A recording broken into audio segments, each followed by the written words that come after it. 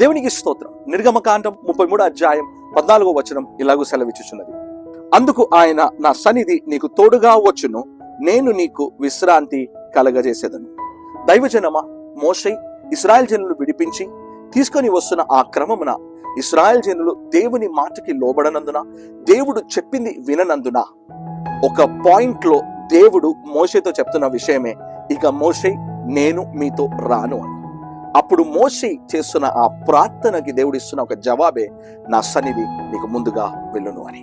దైవజనమా, దేవుని సన్నిధి నీకు ముందుగా వెళ్ళాలి అంటే నువ్వు దేవుని మాటకు లోబడాలి, దేవుని మాటను వినాలి, దేవుని వాక్యానుసారమైన జీవితం నువ్వు బ్రతకాలి. అలా నువ్వు బ్రతికిన రోజు ఖచ్చితంగా నేను చెప్తున్నాను, ఆయన సన్నిధి నీకు ముందుగా వెళ్తుంది. ఈ రోజు నువ్వు ఏ పరిస్థితిలో ఉన్నావో నాకు తెలియదు, ఒకరి సహాయం కోరి అక్కడిక్కడ వెళ్తున్నావో నాకు తెలియదు, బట్ నాకు ఒక్క విషయం మాత్రం తెలుసు, ఆయన సన్నిధి నీకు తోడుగా వస్తే అసాధ్యమైనవి కూడా అన్ని సాధ్యమై ఈ రోజు ఈ దినమున దేవుడు మారుస్తాడు. నాతో పాటు కలిసి ప్రార్థిస్తే ఈ రోజు ఆయన సన్నిధి ఏ కార్యములు నీ పట్ల చేయబోతుందో అది నువ్వు అనుభవిస్తావు, నువ్వు సాక్ష్యంగా నిలబడతావు.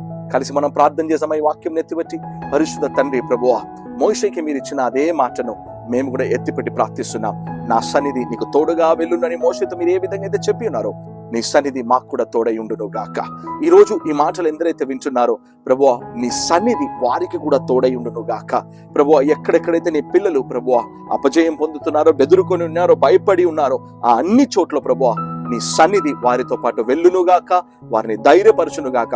నీ సన్నిధి తోడుగా వెళ్తే ప్రభువా, మాకు వ్యతిరేకంగా రూపింపబడిన ఏ ఆయుధము వర్ధిల్లదని మేము నమ్ముచున్నాం. నీవు మాకు తోడుగా ఉంటే మమ్మల్ని ఎవరయ్యా ఆపేది?